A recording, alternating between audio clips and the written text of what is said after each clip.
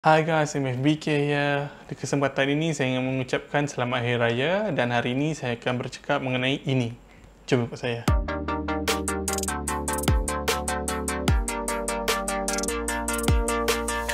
Selepas lebih 7 tahun menggunakan membrane keyboard, saya membuat keputusan untuk membeli mechanical keyboard dan ini adalah keyboard pilihan saya. Ini adalah Royal Clutch 61 ataupun RK61 dan ia merupakan RGB keyboard bersaiz 60% yang mempunyai dua connection mode iaitu wired dan wireless. Kenapa saya memilih keyboard ini adalah kerana saiz keyboard ini yang kecil lalu tampak minimalis berbanding mechanical keyboard yang lain dan harga yang tidak terlalu mahal. Apabila anda membuka kotak, terdapat keyboard itu sendiri, USB Type-C, keycap pula dan buku manual.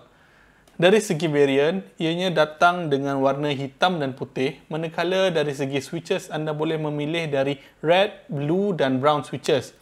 Switches pilihan saya adalah brown key switches kerana ianya senyap berbanding switches yang lain. Dan switches di dalam keyboard ini adalah daripada Kyle. Perbezaan antara switches ini adalah actuation point, travel distance dan force yang diperlukan untuk key actuation. Dari segi binaan, ia dibuat menggunakan ABS plastik dengan flex yang minimum. Keycap ini menggunakan double shot injection method. Ini bermakna huruf pada keyboard tidak akan pudar pada masa depan.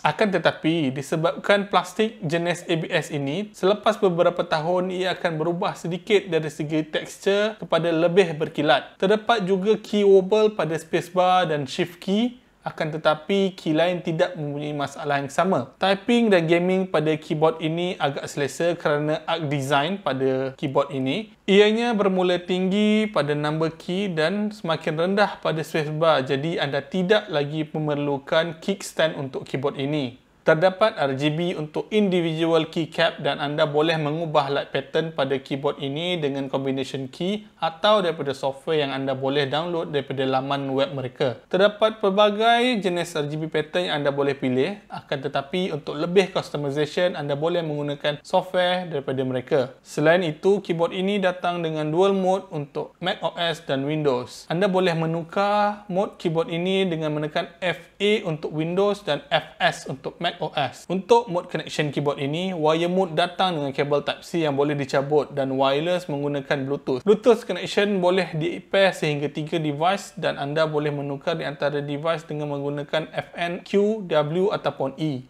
Untuk pairing mode pada profile 1 ataupun Q, anda perlu menekan FN dan hold Q sehingga ianya berkelip. Battery life untuk keyboard ini mampu bertahan sehingga 2 hari dengan standby mode features yang mana RGB lighting pada keyboard akan terpadam untuk menjimatkan bateri jika anda tidak menggunakannya dalam masa 1 minit. Untuk mereka yang serius dalam gaming, saya menyarankan anda untuk menggunakan wire untuk lag-free gaming experience kerana terdapat sedikit lag untuk Bluetooth mode.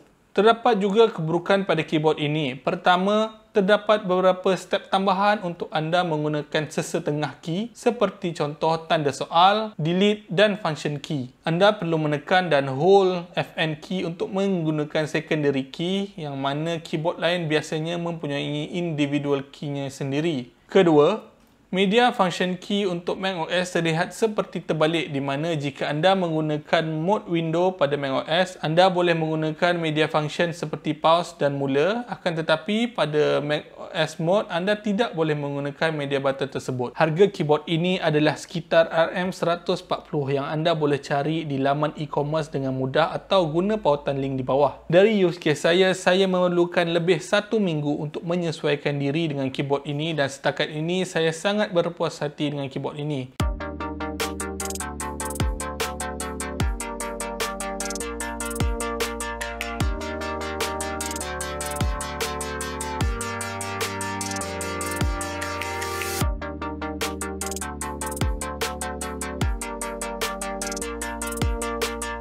Jika anda suka video seperti ini, jangan lupa like, share dan subscribe dan peace.